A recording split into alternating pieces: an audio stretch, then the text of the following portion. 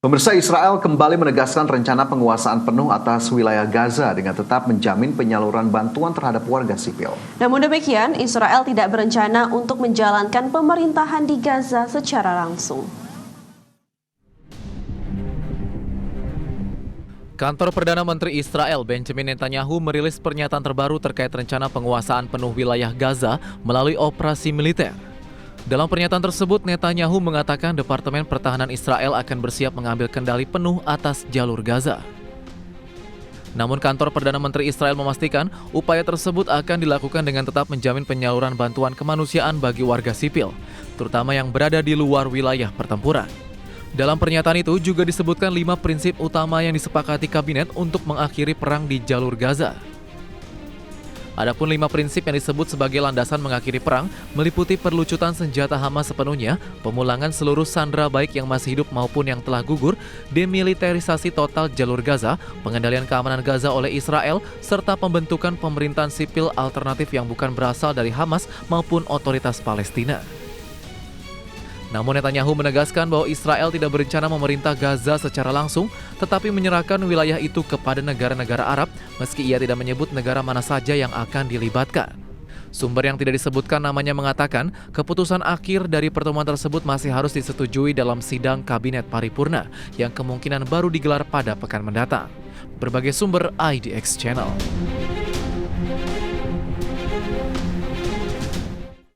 Sedikitnya 6 orang tewas dan 10 lainnya luka-luka dalam 2 serangan terpisah yang dilancarkan Israel ke wilayah Lebanon Timur pada Kamis kemarin waktu setempat. Serangan ini menjadi pelanggaran terbaru Israel atas gencatan senjata dengan Hizbullah pada November 2024 lalu. Kantor Berita Nasional Lebanon melaporkan pada Kamis kemarin sebuah serangan menghantam sebuah kendaraan di Jalan Raya Al-Masna hingga menewaskan 5 orang dan melukai 10 orang lainnya. Serangan Israel lainnya yang dilancarkan melalui drone menewaskan seorang warga sipil Lebanon di kota Krafdan di Lebanon Timur.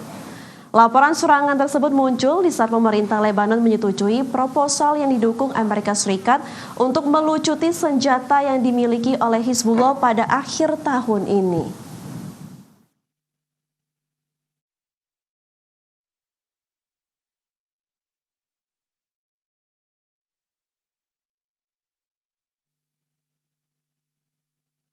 Pemirsa, Saudi Aramco menaikkan harga minyak Arab Light untuk pasar Asia menjadi $3,2 per barel untuk pengiriman September 2025. Kenaikan tersebut menjadi level tertinggi sejak April 2025.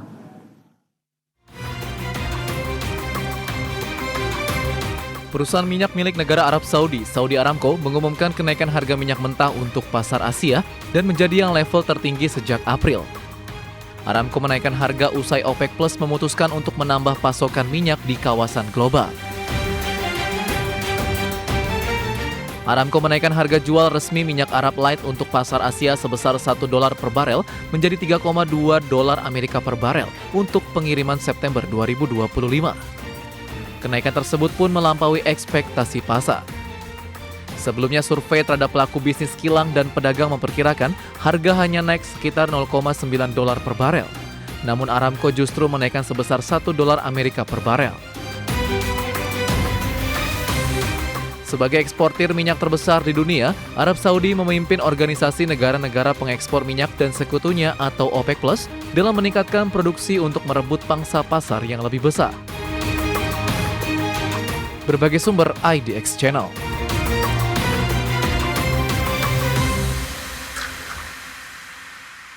Presiden Amerika Serikat menyebut China berpotensi terkena tarif resiprokal tambahan. Hal tersebut karena China merupakan salah satu importir minyak Rusia dalam skala besar seperti halnya India. Presiden Amerika Serikat Donald Trump mengatakan Amerika Serikat bisa menjatuhkan sanksi tambahan berupa kenaikan tarif resiprokal pada China karena China juga merupakan importir minyak mentah asal Rusia dalam skala besar. Sebelumnya Trump menjatuhkan sanksi tambahan tarif resiprokal sebesar 25% pada India. Karena India masih melakukan impor minyak mentah, sehingga besaran tarif resiprokal untuk India menjadi 50%.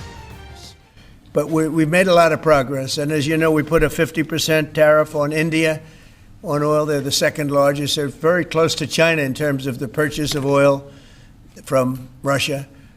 But so I don't know if that had anything to do with it, but we've had very productive talks today. Yes, ma'am. Namun demikian, penasihat kepresidenan Amerika Serikat Peter Navarro mengatakan kecil kemungkinan Trump akan memperbesar tarif resiprokal terhadap China. Navarro justru menyebut pengenaan tarif masuk yang tinggi terhadap barang asal China justru akan merugikan bagi Amerika Serikat sendiri. Saat ini ketegangan hubungan dagang antara China dan Amerika Serikat tengah mereda. Usai kedua kepala pemerintahan sepakat untuk menunda pemberlakuan tarif masuk yang tinggi. Berbagai sumber IDX Channel.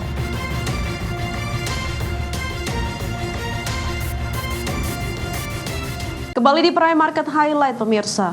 Presiden Amerika Serikat Donald Trump mendesak CEO Intel Lip Bu Tan mundur dari jabatannya. Trump menilai Tan memiliki konflik kepentingan terkait bisnisnya di China. Presiden Donald Trump meminta CEO Intel Lip Bu Tan segera mengundurkan diri. Trump menyebut Tan sangat syarat konflik akibat keterkaitannya dengan sejumlah perusahaan teknologi di China, termasuk yang terkait militer negara tersebut. Desakan ini muncul setelah laporan Reuters menyebut adanya sorotan dari Senator Partai Republik Tom Cotton soal relasi bisnis Tan dengan perusahaan China dan kasus pidana yang melibatkan mantan perusahaannya Cadence Design. Adapun Tan resmi menjabat CEO Intel pada Maret 2025. Melansir dari Reuters, Tan telah menanamkan investasi sedikitnya $200 juta di ratusan perusahaan chip dan manufaktur China, termasuk kontraktor militer. Dokumen publik masih mencatat banyak investasi tersebut sebagai kepemilikan aktif, meski ada klaim sebagian telah dilepas. Selain itu, saat memimpin Cadence Design, perusahaannya menjual perangkat lunak desain chip ke Universitas Militer China yang terlibat dalam simulasi ledakan nuklir.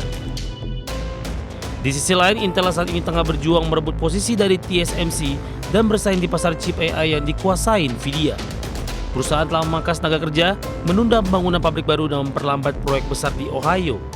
Meski mendapat subsidi $8 miliar dari Undang-Undang Chips, kinerja saham Intel masih lesu sepanjang 2025.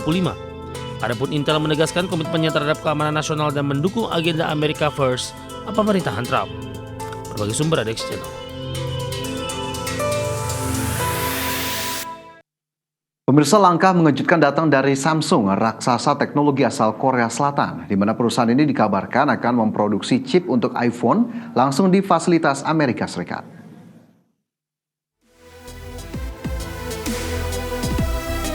Samsung Foundry akan segera memproduksi chip OLED driver untuk iPhone generasi mendatang. Produksi ini dilakukan di fasilitas Samsung di Texas, Amerika Serikat, sebagai bentuk respon atas permintaan Apple dan insentif dari pemerintah Amerika Serikat. Langkah ini menunjukkan diversifikasi rantai pasok Apple yang makin serius tidak lagi hanya bergantung pada produsen Asia. Produksi lokal di Amerika Serikat juga menjadi bagian strategi geopolitik dan penguatan kemandirian teknologi Amerika. Meski dikenal sebagai pesaing di pasar smartphone, Apple dan Samsung kerap bekerja sama di sektor komponen. Samsung telah lama menjadi penyedia layar dan chip memori untuk Apple. Kerjasama ini memperluas portofolio kolaborasi mereka. Pemerintah Amerika Serikat gencar mendorong industri semikonduktor agar berproduksi di dalam negeri. Insentif miliaran dolar dikucurkan lewat CHIPS Act dan kolaborasi Samsung-Apple menjadi langkah konkret realisasi kebijakan tersebut. Berbagai sumber IDX Channel.